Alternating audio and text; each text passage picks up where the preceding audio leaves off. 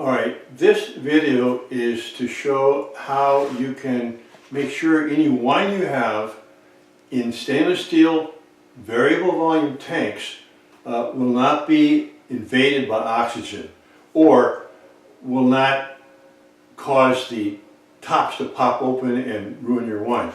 These are these wonderful Spidal stainless steel tanks. They're variable volume, which means that you put your wine or your must in here, whatever level, drop this down, and then let it sit on your wine, and then you pump it up. I'll pump this up a bit for you so you see what happens. Oops. Okay. You can see how this tube around here inflates, and that goes against the side of the tank, and it keeps your variable volume tank at exactly the right volume because you've got wine in it and it's coming up to the top of the bottom of this top, and there's no air there, okay, which is a killer for wine. Here is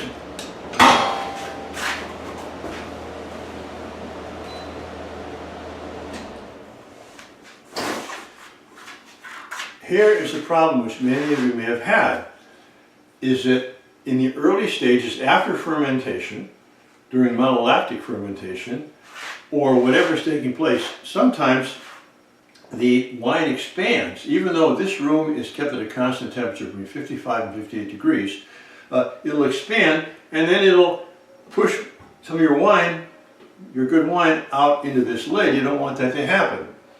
But that's not the worst thing. The worst thing is that after the first or second rack, at least I found this here, you put this down and you have it level with the surface of the wine. You put the cap on it, this cap, and you pump it up, and the volume decreases. Now I've got a theory on why that happens.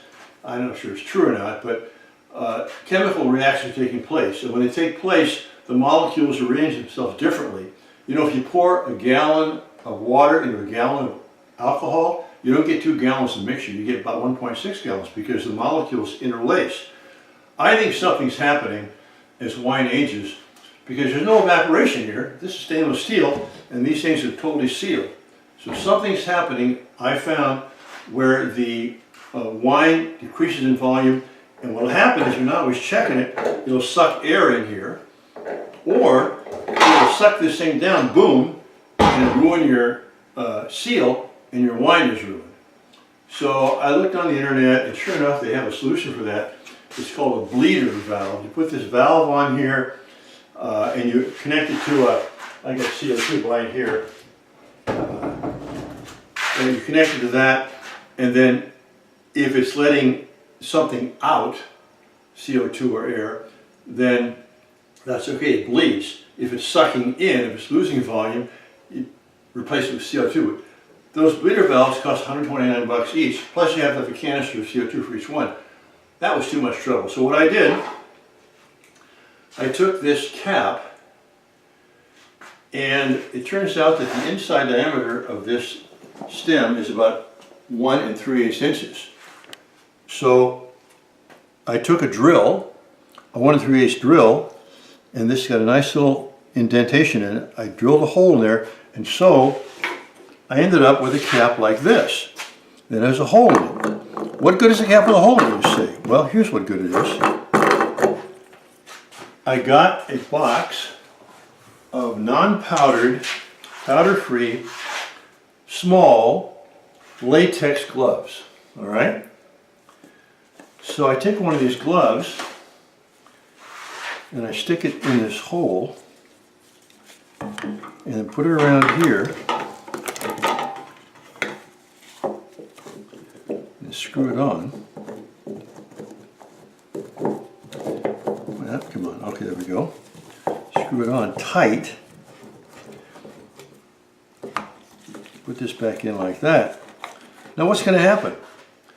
If this wine expands, or if fermentation continues, and therefore CO2 is coming out, this glove is going to come out and it's going to get bigger.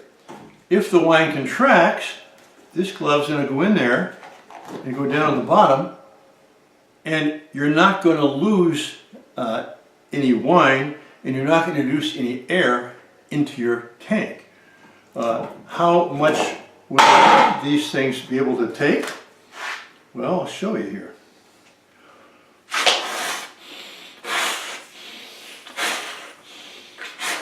A lot more than that, okay? Now, I've actually got this in use. This is my Chardonnay, 2015 Chardonnay. I got 22 gallons in there. But you can see it was still fermenting even after the fermentation was almost stopped. It was 0.994, I think, specific gravity. So I put this in there, and there's pressure on it, obviously, which is keeping that balloon pumped up. But because the pressure is from inside out, I'm not getting anything in my wine. I mean, here is our, what is this? This is our Cabernet Sauvignon. Kind of hard to see. But here we got a question where the wine itself has kind of expanded. But it's not spilling on the top. And it is protecting the wine that's in this tank from any contamination with the air.